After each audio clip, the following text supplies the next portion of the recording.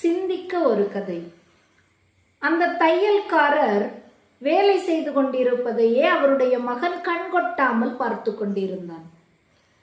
துணிகளை வேக வேகமாக வெட்டி விட்டு அந்த கத்தரிக்கோலை தூக்கி அவர் கீழே தரையில போடுறார். ஆனால் அந்த சிறிய ஊசியை மட்டும் தன்னுடைய சட்டையில் சொருகி வைத்துக் கொள்கின்றார்.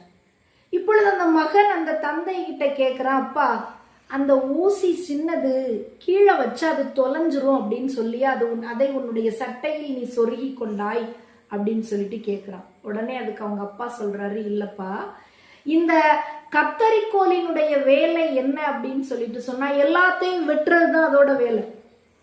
ஆனால் இந்த ஊசியினுடைய வேலை அது கிடையாது, பிரிந்தவைகளை இணைப்பதுதான் இந்த ஊசியினுடைய வேலை. கத்திரிக்கோலுக்கு வெட்டுறதோட அதோட மதிப்பு முடிஞ்சு போயிருது, அதனால நான் அதை தூக்கி தரையில போட்டுறேன். ஆனா ஊசி இணைப்பது என்பது மிகப்பெரிய ஒரு வேலை, மதிப்புடைய வேலையை அது செய்யறதுனால அதை நான் அவ்வளவு மதிப்போட வச்சிருக்கேன் அப்படின்னு சொல்லிட்டு சொல்றாரு.